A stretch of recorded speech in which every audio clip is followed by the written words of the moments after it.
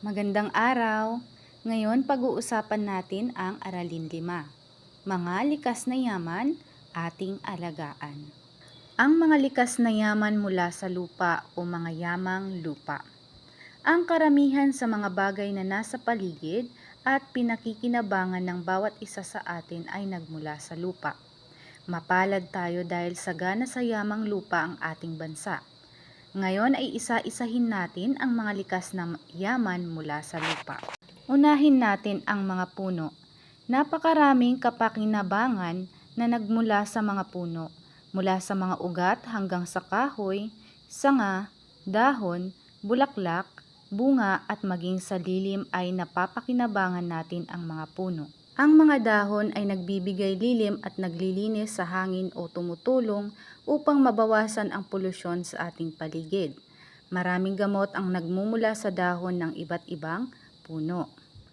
Ang kahoy mula sa puno ay nagagamit sa paggawa ng mga bahay at mga kagamitan o kasangkapan tulad ng silya, cabinet, mesa, lapis at iba pa. Nagagamit din itong panggatong at nagagawa ring uling. Pangalawa, ang mga halaman. Tulad ng sa puno, napakarami rin nating kapakinabangang nakukuha mula sa mga halaman. Karamihan sa mga pagkaing nakahain sa ating mesa ay galing sa mga halaman.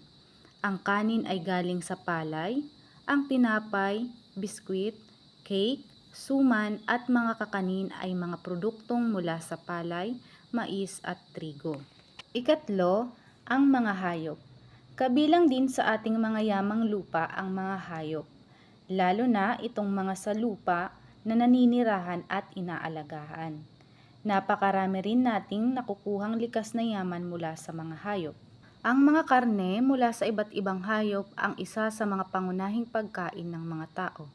Ang iba pang produktong tulad ng hamon, corned beef, hotdog, tosino at longganisa ay mula rin sa karne ng mga hayop. Ang pang-apat ay yamang mineral. May iba pang kayamanang natatago sa lupa. Ito ay ang mga mineral. Alamin natin kung ano-ano ang mga ito. Ang langis o krudo ay mahalagang mineral. Ito ay ginagamit sa pagpapatakbo ng mga sasakyan at ng mga makina sa mga pabrika. Makukuha ang mga ito sa ilalim ng lupa. Makukuha rin mula sa ilalim ng iba't ibang anyong lupa ang mga mineral na mahalaga sa tao at magagamit sa pagbuo ng iba't ibang bagay tulad ng ginto, pilak, bakal, tanso at iba pa.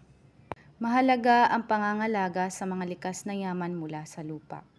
Mayaman man ang ating kalupaan ay mauubos o masisira ang mga yamang ito kung ating aabusuhin at hindi pangangalagaan.